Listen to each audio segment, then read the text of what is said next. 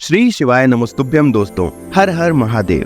दोस्तों, जैसे कि आप सबको पता ही है कि सावन के बहुत ही महत्वपूर्ण दिन सोमवार की अष्टमी का दिन आने वाला है और हजारों माताएं बहनें सोमवार की अष्टमी का बहुत ही बेसब्री से इंतजार करती हैं ताकि वो अपनी मनोकामना, अपनी इच्छाएं, जो भी उनके मन में कष्ट परेशानियां हैं, उनके लाभ हेतु उपाय कर सकें। पूज्य गुरुजी ने ऐसा अपनी कथा में भी बताया है कि सोमवार की अष्टमी के दिन यानी सावन में सोमवार की अष्टमी के दिन किए जाने वाले उपाय का जो फल होता है वो हजारों गुना ज्यादा आपको प्राप्त होता है। इसलिए दोस्तों, अगर आपके जीवन में किसी भी प्रकार का कष्ट है, कोई भी आपके जीवन में कर्जा है या धन संबंधी समस्या चल रही है, चाहे नौकरी व्यापार में आपको सफलता नहीं मिल रही हो, आपके व्यापार में बाधा आ रही हो, घर में धन संबंधी काफी समस्याएं चल रही हैं, घर में वाद विवाद और गृह कलेश बहुत ज्यादा हो रहा है, पढ़ाई में बच्चों का मन नहीं लग रहा है, बच्चे गलत दिशा में जा रहे हैं, और अगर खुद की जमीन मकान लेने का सपना आज तक आपका अधूरा है या कोई ऐसी मनोकामना है जिसके बहुत प्रयास के बाद भी आपको अभी तक वो पूरी नहीं हो पाई है, ताकि कोई ऐसा रोग है जिसको आपने खूब उपचार करा लिया, खूब आपने इधर उधर दिखा लिया, लेकिन उसमें अभी तक आपको सफलता नहीं मिल पाई है, अगर सब कुछ आप करके हार चुके हो, तो पूज्य गुरुजी ने अपनी कथा में जो ये उपाय बताए हैं, अगर आप इनको कर लेते हैं तो आपको जरूर ही लाभ मिलेगा। अगर आपने ये उपाय जैसे गुरुजी ने बताए वैसे कर लिए, बिना गलती के सही से आपने अगर ये उपाय करे, तो पूज्य गुरुजी कहते हैं कि महज 2 या 3 महीने के अंदर अंदर आपको अपने जिस लिए भी आपने ये उपाय किया है उसमें आपको लाभ मिलना शुरू हो जाएगा और साथ ही साथ माता लक्ष्मी की आप पर विशेष कृपा होना शुरू भी हो जाएगी। तो चलिए जानते हैं कि क्या है वो उपाय, लेकिन उससे पहले आप सभी से एक प्रार्थना करना चाहूंगा कि अगर आप हमारे चैनल पर पहली बार आकर ये वीडियो देख रहे हैं या अभी तक आपने हमारे चैनल को सब्सक्राइब नहीं किया है, तो कृपया करके हमारे चैनल को सब्सक्राइब कर लीजिए, वीडियो को लाइक कीजिए, कमेंट बॉक्स में हर हर महादेव जरूर लिखिए ताकि महादेव की कृपा आप लोगों पर बनी रहे। तो चलिए शुरू करते हैं। देखिए दोस्तों, पूज्य गुरुजी कहते हैं कि जिस दिन सोमवार की अष्टमी हो और आप सारे उपाय करके हार चुके हो, सब कुछ आपने करके देख लिया हो, लेकिन आपको सफलता नहीं मिल रही है, तो आपको क्या लेना है, आपको हरे मूंग ले लेने हैं। देखिए, साबुत मूंग होने चाहिए, साफ करे हुए, शुद्ध होने चाहिए। ये दोस्तों आपने ले लिया। आपको कितने मूंग के दाने लेने हैं? आपको 31 मूंग के दाने लेने हैं। कितने दाने लेने हैं?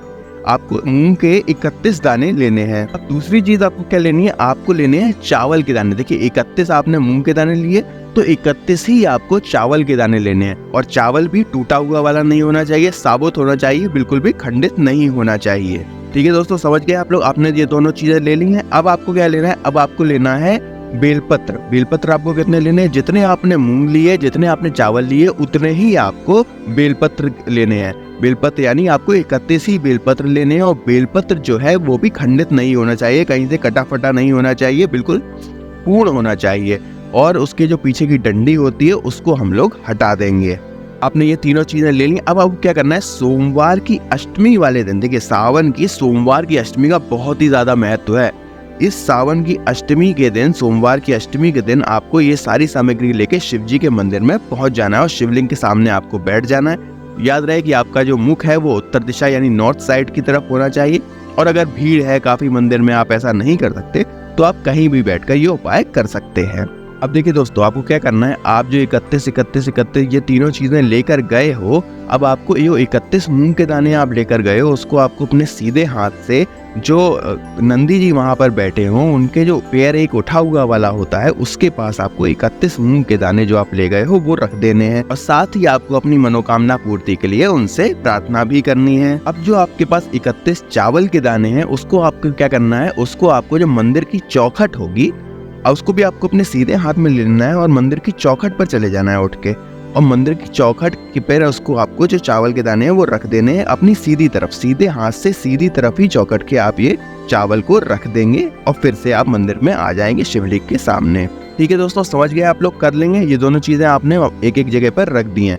अब आपके पास क्या बचा? आपके पास बचे हैं 31 बेलपत्र। इन बेलपत्र को आपको एक हाथ में लेना है, फिर से सीधे हाथ में ही लेना है, और इसको शिवलिंग पर, अशोक सुंदरी जी का स्थान होता है, माता अशोक सुंदरी का जो स्थान होता है शिवलिंग पर, वहां आपको ये अर्पित कर देने हैं, और जो भी आपकी मनोकामना है, जो भी जिसलिए भी आप ये उपाय कर रहे हो, माता से उसके लिए आपको प्रार्थना करनी है, और श्री शिवाय नमस्तुभ्यम मंत्र का आपको जाप भी करना है। और साथ ही दोस्तों, जब आप इन बेलपत्रों को एक एक करके माता अशोक सुंदरी वाली स्थान पर अर्पित करेंगे, तब आपको क्या करना है? साथ ही साथ आपको उनके पत्तों पर आपको पीला या लाल चंदन लगाते जाना है, और श्री शिवाय नमस्तुभ्यम मंत्र का जाप भी करते जाना है। तो आप चंदन लगाते जाएंगे और उसको चढ़ाते जाएंगे, चंदन लगाएंगे फिर चढ़ाएंगे, और जो बेलपत्री की डंडी वाला भाग होता है वो आपकी तरफ होना चाहिए। कई लोग पूछेंगे कि अशोक सुंदरी का स्थान कौन सा होता है, तो मैं आपको बता दूं कि जो जलाधारी होती है, जब हम शिवलिंग पर जल चढ़ाते हैं तो जहाँ से पानी बहता है उसको हम लोग जलाधारी बोलते हैं। उसी जलाधारी के बीच में एक मोटी सी लाइन होती है, उसी को हम लोग माता अशोक सुंदरी के स्थान बोलते हैं। ये दोस्तों पूज्य गुरुजी बताते हैं कि शिव जी के 13 बच्चे हैं और जो सबसे छोटी है वो है माता अशोक सुंदरी, जिनका ये स्थान है। फिर आपको शिवलिंग के पास बैठकर जो भी आपकी मनोकामना है, जो भी आपके दुख दर्द, जीवन में कठिनाई परेशानियां आपके जीवन में चल रही हैं, चाहे वो धन संबंधी हो, व्यापार संबंधी हो, नौकरी संबंधी हो, विवाह संबंधी परेशानियां हो, घर में कर्जा बढ़ गया है, गृह कलेश बहुत हो रहा है, बच्चों की स्वास्थ्य संबंधी कोई परेशानियां हैं, आपके मनोकामना संबंधी कोई परेशानियां हैं, तो जो भी परेशानियां हैं उसके लिए आप महादेव से प्रार्थना करेंगे।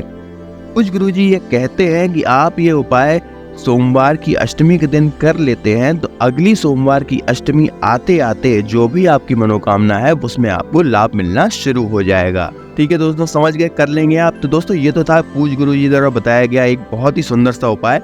अब बात करते हैं पूज्य गुरुजी द्वारा बताए गए सोमवार की अष्टमी के दिन के दूसरे बहुत ही सुंदर वाले उपाय की। देखिए दोस्तों, पूज्य गुरुजी कहते हैं कि सोमवार की अष्टमी के दिन आपको ये उपाय करना है, बहुत ही ज्यादा सरल उपाय है। देखिए इस उपाय के लिए बस आपको एक बेलपत्र की जरूरत पड़ेगी, सिर्फ एक बेलपत्र आपको लेना है और बेलपत्र जो है वो कहीं से कटा फटा या टूटा नहीं होना चाहिए, यानी कि खंडित नहीं होना चाहिए, और उसमें डंडी की जो पीछे की गांठ होगी उसको हम लोग तोड़ देंगे। ठीक है दोस्तों, अब आपको अष्टमी वाले दिन इस उपाय को शाम के समय आपको करना है। ठीक है दोस्तों, ये उपाय आप शाम को करेंगे तो सबसे अच्छा है प्रदोष काल में, वरना किसी भी समय आप इस उपाय को कर सकते हैं। तो आपको क्या करना है, आपको एक बेलपत्र का, ये जो आपके पास बेलपत्र है ये आपको लेके एक बेलपत्र के पेड़ के नीचे आपको पहुंच जाना है। ठीक है दोस्तों, बेलपत्र के पेड़ के नीचे पहुंचकर आप वहीं पर बैठ जाएंगे। आप वहीं पर बैठकर इस बेलपत्र को अपने सीधे हाथ में रखेंगे और इसका चिकना वाला जो भाग है ये ऊपर की तरफ रहेगा और जो पीछे की डंडी है वो डंडी आपकी तरफ होनी चाहिए,